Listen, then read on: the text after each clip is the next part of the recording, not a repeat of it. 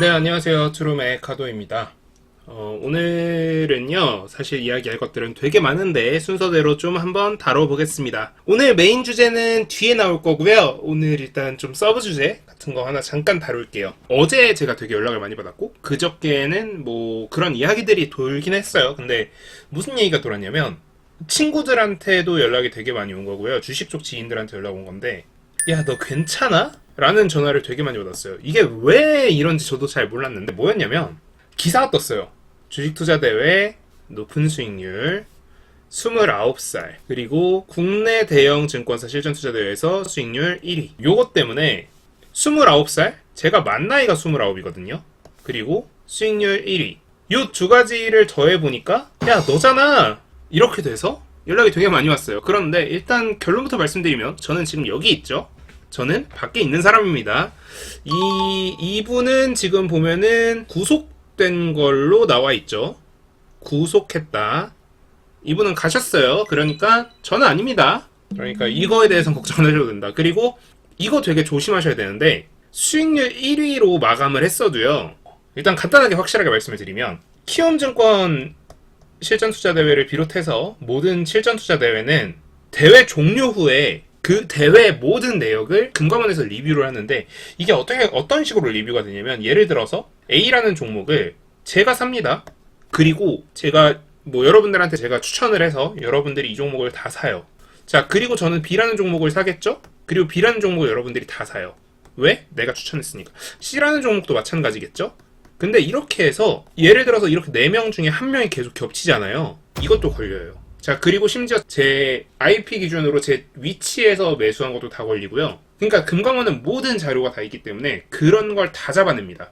그래서 금감원에 확실하게 통과했다? 요거는 불법 거래는 없었다. 이렇게 생각하셔도 되고요. 금감원을 통과하지 못했다. 그러면 꼭 불법 거래는 아니나 뭔가 약간 애매한 부분들이 있다. 뭐 예를 들어서 뭐 실수로 호가를 몇 개를 땡겼다거나 혹은 뭐 엄청난 우연의 일치로 엄청나게 낮은 확률로 우연의 일치로 뭐 이런 매매들이 있었다거나 뭐 이런 식의 거래가 있을 수 있다 정도로 이해를 해주시면 될 것 같고요. 그렇다고 해서 통과, 합법 이렇다고 해서 우리가 이게 반대가 성립하는 건 아니죠.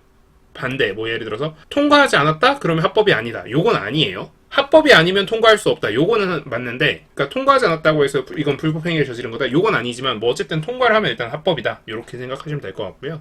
그리고 오늘 메인 이슈는 일단 코인 쪽 이슈예요. 일단 지금 위메이드에서 만든 위믹스가 상장 폐지가 됐습니다. 최종 상장 폐지가 됐고요. 요거에 대해서는 제가 예전에 영상으로 다룬 적이 몇 번 있죠. 그래서 저는 요거에 대해서 좀 걱정을 했었는데 실제로 상장 폐지가 됐고요. 요거 관련해서 지금 네오핀도 급락이 나왔어요. 그래서 네오비즈 홀딩스까지. 그러니까 얘는 사실 억울해요.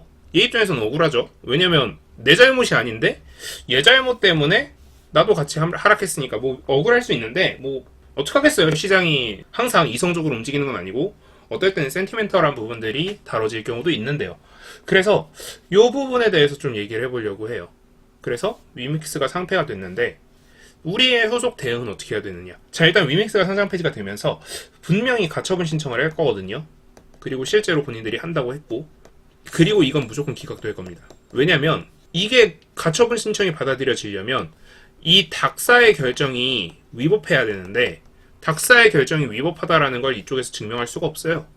왜? 애초에 얘네들은 본인들이 받은 자료만 가지고 판단을 한 거고 이게 편법이 아니기 때문에 그러니까 이게 애초에 불법이 아니라 법이 없는 무법이기 때문에 이 부분에 대해서는 상장 유지 결정을 하던 상장 폐지 결정을 하던 그러니까 계약서의 조항대로 움직이지 않았다는 것 뿐인데 계약서의 조항에 분명히 위믹스를 포함한 모든 코인들은 그런 좀 MM이라던가 이런 거를 금지하는 조항들이 분명히 들어가 있을 거거든요. 보통 계약서는 가장 좀 리지드하게 써지기 때문에 그래서 이건 뭐 기각될 수밖에 없다라고 저는 생각하고 있고요. 그러면 이제 후속 대응들을 어떻게 해야 되느냐 요 생각을 해야 될 것 같은데요.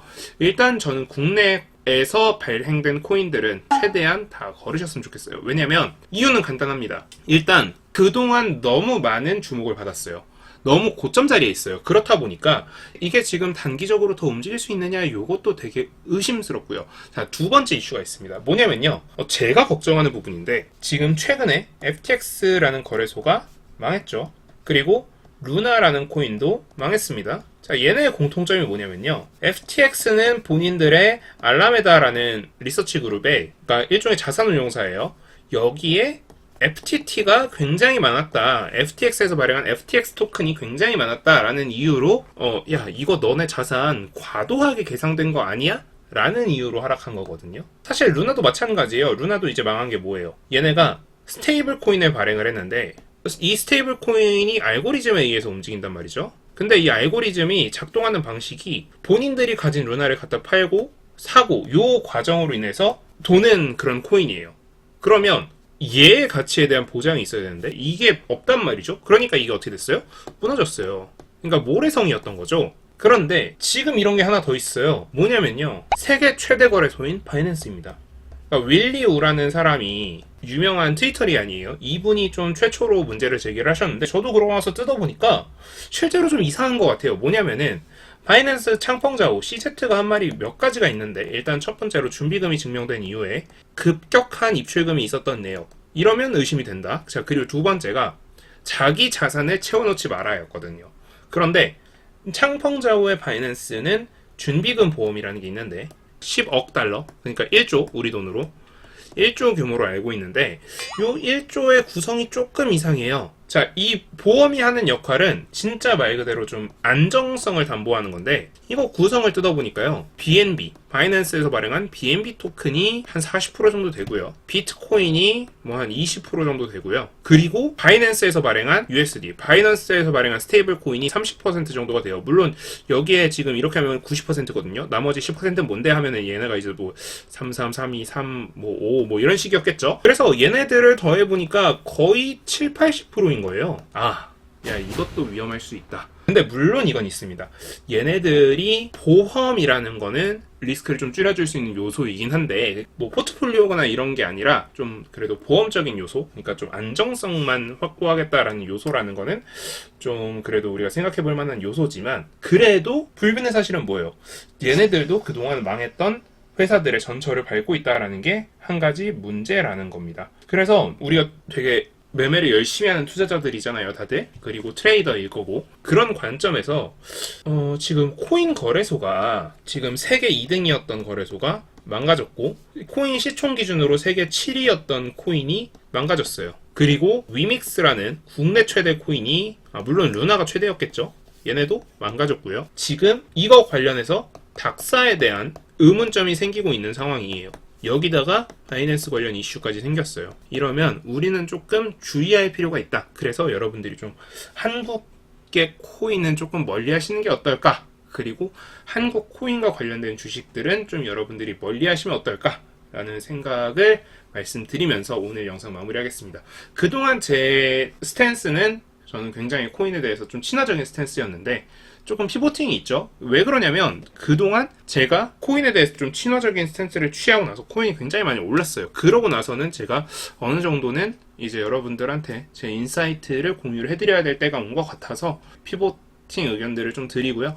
물론 이런 이슈들이 해소가 되고 나면 그때는 다시 매수해도 되는 타이밍이 되지 않을까라고 생각을 합니다. 네, 그래서 오늘 영상은 이 정도로 마무리하고요. 오늘 영상 도움 되셨다면 구독, 좋아요, 알람 설정 부탁드립니다. 감사합니다. 지금까지 트레이딩룸의 카도였습니다.